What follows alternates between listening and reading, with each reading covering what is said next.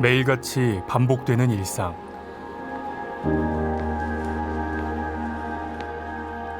하지만 누군가에겐 또다시 낯선 하루가 시작됩니다. 조금씩 사라지는 기억. 마음은 완전히 그냥 무너지는 마음이죠. 세상과 단절하기엔 아직 이른 사람들. 한 가정의 아버지로서, 남편으로서, 또 아들로서 어떤 역할들을 했던 사람이란 말이에요. 끝나버렸던 이유로 그냥 아무것도 할 수가 없고 갈 데도 없고. 치매 환자가 아닌 여전히 나로 기억되고 싶은 그들의 바람은 이루어질 수 있을까? 초록이 치매 당사자 이기범 씨의 하루는 남들보다 천천히 흘러갑니다. 4년 전 60대 초반의 나이에 갑자기 맞이한 치매는 기범 씨의 시간을 조금씩 앗아갔습니다. 치매라고 안 그러고 뇌세포가 많이 죽었다고 이렇게 표현하더라고요. 뭐 내가 돌아다니는데 지장은 없는데 뭐 별걸 다 갖고 저 의사가 돈 벌려고 그러나 그랬지 뭐. 걸어다니는데 지장 없고 말하는데 지장 없고 뭐. 40년 공무원 생활을 마치고 은퇴한 지 얼마 지나지 않은 시점이었습니다. 치매는 기범 씨의 성격도 기억도 이후 삶까지도 모두 바뀌어버렸습니다. 느닷없이 화를 내서 자고 일어나가지고 누가 건드린 것도 아닌데 막 일어나갖고 애들 욕하고 그러니까 제가 당신 왜 그래? 아니 밤새 뭐 꿈을 꿨어? 왜 그래? 막 이러고. 일상의 대부분을 집안에서만 보내는 기범 씨. 밖으로 나가고 싶지 않을 뿐이라고 하지만 집으로 돌아오는 길조차 기억에서 흐릿해진 지 오래입니다. 길을 못 찾으니까 어느 날부터 안 나가더라고요. 여기 처음에 왔을 땐 나갔어요. 속옷바람에도 나가갖고 내가 저 문 나가서 얼른 그냥 잡아 끌어들여갖고 옷 입고 나가라고 내보낸 적도 있고. 이 사람 몰라? 친구와의 만남도 이제는 누군가의 도움이 없으면 쉽지 않습니다. 사람 두리두리하게 생겨갖고 누군지 모르겠어 나도. 그 친구들 만나서 수다도 좀 떨고 애들 소식도 좀 알아보고 술도 좀 거하게 한 잔 먹고 그러고 싶은데 지금 거기 가면 또 아예 잊어버릴 것 같지 못 가게 하니까 그게 문제지. 교육청에서 합의를 해버렸어. 우리가 그렇게 가니까. 모처럼 시도한 외출. 시작부터 순탄치 않습니다. 학국을 위반하고. 집안에 두고 온 물건을 다시 들고 오려고 해도 비밀번호가 기억이 나지 않습니다.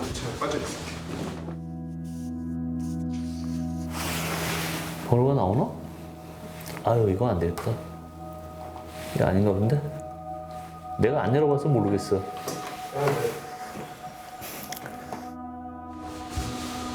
결국 포기하고 내려가는 길.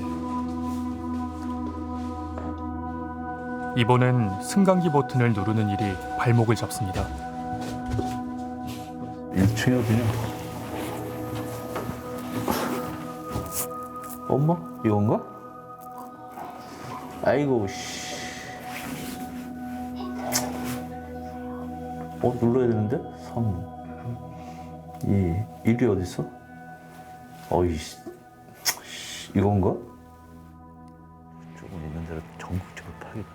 의사소통도 걸음걸이도 겉으로 보기엔 큰 문제가 없어 보이지만 순간순간 단절된 기억은 그의 상황을 말해주고 있습니다. 산책하려고. 제가 이제 사람들한테 이제 뭐 이런저런 얘기할 때 겉으로 보기에는 멀쩡해 보인다 막 이렇게 얘기를 하니까 답답한 거야.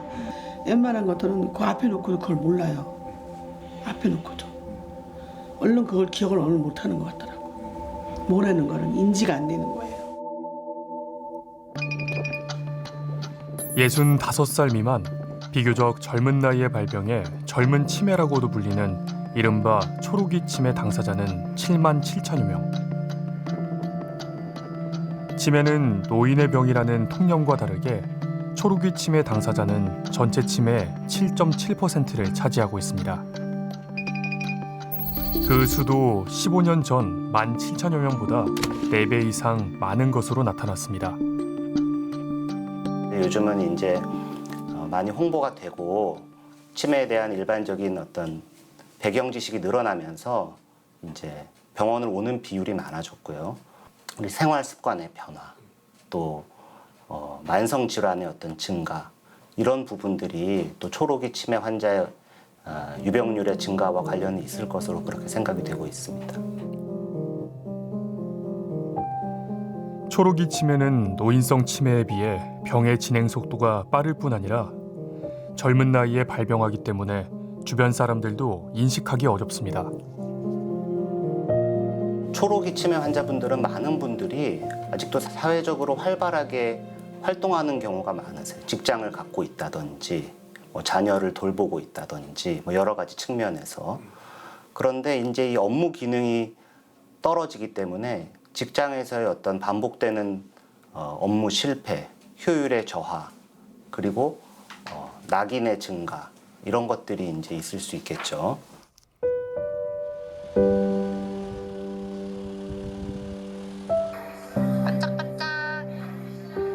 기억을 잃어버린 57살 엄마는 점점 어린아이로 변해갔습니다. 치매 환자 특성상 밥도 이제 편식을 하게 되면은 비행기 이렇게 타는 것처럼 먹여주고, 뭐 샤워할 때도 그냥 물놀이, 물장구처럼 같이 이렇게 막 같이 쳐주고, 그런 거 보면서 아, 엄마도 나를 어릴 때 이렇게 케어했겠지 하면서. 지난 4년 엄마를 돌보는 일은 오롯이 딸인 황유정 씨의 몫이었습니다. 아, 진짜 하늘이 무너지는 것 같았었어요. 진짜 다른 사람들한테 피해 안 주고 살았다고 생각했었는데 왜 나한테 이런 일이 일어나지? 울기도 진짜 많이 울었고, 시스템이 조금 더 잘 가. 단순히 건망증인 줄 알았던 엄마에게 내려진 건 치매 판정. 그때 유정 씨 나이는 32살이었습니다. 난 아직 결혼도 안 했고 친구들이랑 노는 것도 너무너무 좋고 아직 하고 싶은 것도 너무너무 많은데 약간 나쁜 생각이지만 아, 발목 잡히는 건가 이런 생각도 들었었어요. 매일 달라지는 엄마의 상태. 어디로 가야 할지, 누구에게 도움을 청해야 할지 알 수 없는 막막한 시간이었습니다. 치매 초기라고 하는 거 이렇게 물어보더라고요.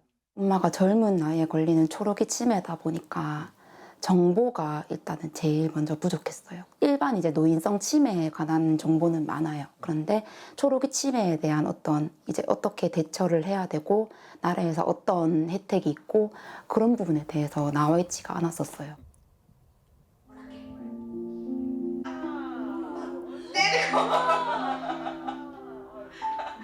한쪽 팔꿈치가 땅에 닿는 초록이 치매에 대한 돌봄 필요성이 증가하며 정부도 이들을 위한 재활 프로그램과 일자리 개발 등 대책 마련에 나섰습니다. 하지만 일선 치매 관리 현장에선 초록이 치매에 대한 낮은 인식 탓에 적절한 지원이 여전히 부족합니다. 초록이 치매 환자들을 위한 인프라가 사실 그다지 깔려지지 못했고 이용한다 할지라도 어르신 중심으로 쌓여진 서비스 공급 방식에 그냥 따라갈 수밖에 없는, 사실 지금까지 그렇게 오다 보니까 현저히 현장 관계자들도 거기에 대한 사실은 어떻게 해야 될지에 대한 그 방향성을 갖고 움직이기가 좀 쉽지 않은 상황이다. 인지력이 점차 사라질 뿐 신체 능력은 대부분 유지되고 있는 초록이 치매 당사자들로선 치매 안심센터 이용을 주저할 수밖에 없습니다. 초록이 치매 환자분들은 신체적으로는 굉장히 건강한 경우가 많거든요. 그러니까 이 노년기 치매 환자분들한테 제공되는 요양 서비스 자체가 질적으로 내용적으로 전혀 안 맞는 경우가 많습니다. 실제로 지금 초록이 치매와 같이 이 포지션은 작지만 그럼에도 불구하고 전문적인 서비스 개발을 위한 노력은 저는 공공이 그 역할을 해줘야 된다라고 생각을 하거든요. 그래서 이 치매 안심센터가 인큐베이팅 역할을 하면서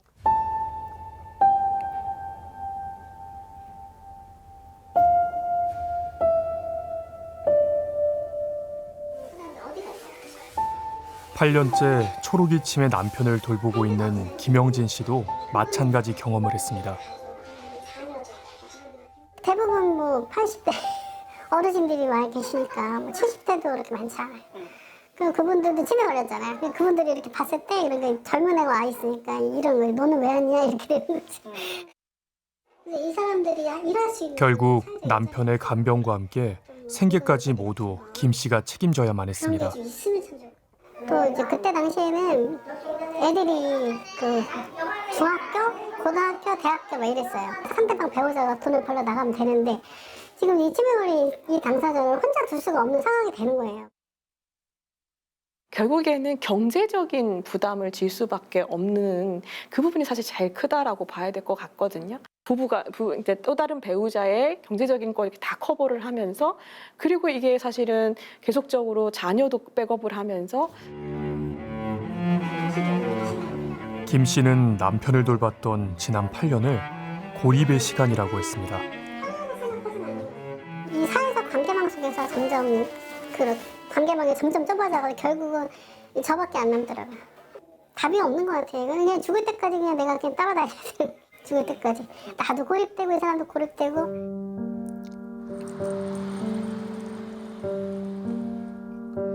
돌봄 사각지대에서 함께 지쳐가는 가족들. 보이지 않는 제2의 환자라고 불리는 이유입니다. 이들을 더욱 힘들게 했던 건 초록이 치매 당사자를 향한 편견이었습니다.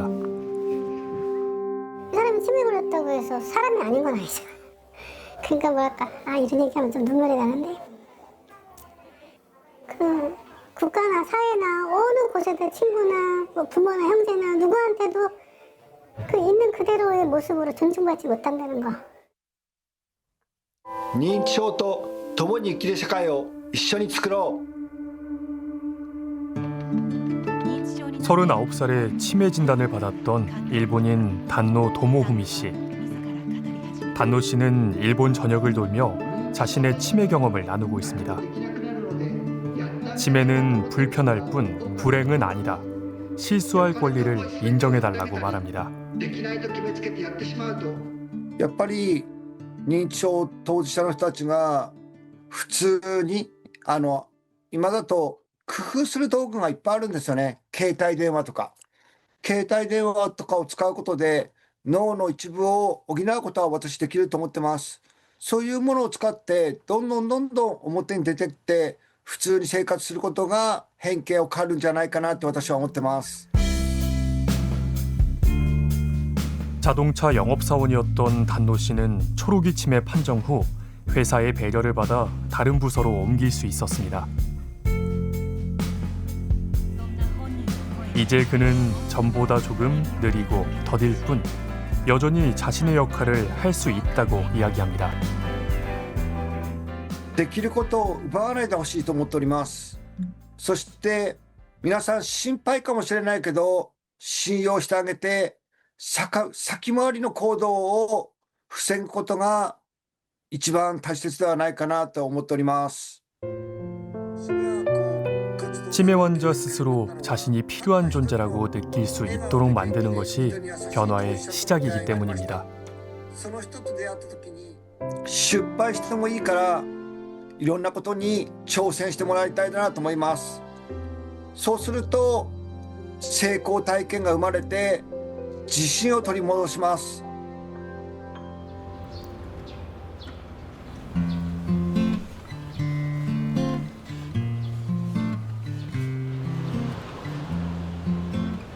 일주일에 2번 조금 특별한 카페로 출근하는 초록이 치매 당사자 조용희 씨.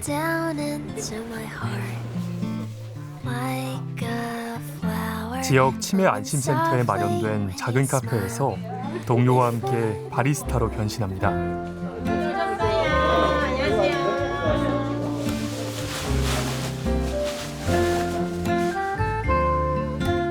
커피와 야채 주스 등 메뉴는 5개뿐이지만 주문을 받고 돌아서면 잊어버리기 일쑤입니다. 아, 아까 실수했나 봐. 받는 사람이 정확하게 얘기해 줘야 하는데 내가 안 받아서 그래. 그 적어야 돼, 잊어먹어. 그래도 조 씨와 동료들은 일하는 자체가 즐겁습니다. 그러네. 그럼 아메리칸 2잔? 전 이런 거 한 번도 안 해봤는데 여기 나와서 이런 거 해니까 재밌고 좋지. 하루가 시간도 잘 가고. 그래 즐겁습니다, 이러는 게. 난 치매라는 것도 생각도 안 해, 지금도. 저는 뭐든 다 할 수 있다 생각하고 있거든요. 그래서 자신감이 생기지고 하기 때문에 좋아요, 그냥. 전문가들은 여전히 사회활동의 욕구가 큰 초록이 치매 당사자에겐 무조건적인 보호보다 자신의 역할을 지속할 방법을 고민해야 한다고 말합니다. 치매가 있더라도 보통 사람들처럼 자신이 살아왔던 그대로 살아갈 수 있게 어떻게 해주느냐가 핵심이 되어 있는 것 같아요. 그리고 지금까지 살아온 삶을 지속적으로 최대한 오래 살 수 있도록 뭐 케어 플랜을 짠다거나 사회 서비스를 이어준다거나.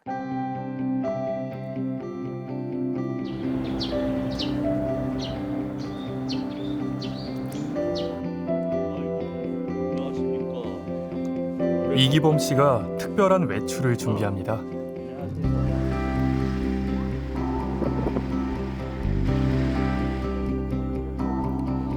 초록이 치매 경험을 사람들과 공유하는 자리. 1959년 어디까지 읽었는지 잊어버리기 여러 번. 가족들의 걱정으로 하지 못. 저와 같은 상황에 있는 분들에게 희망을 줄 수 있도록 희망을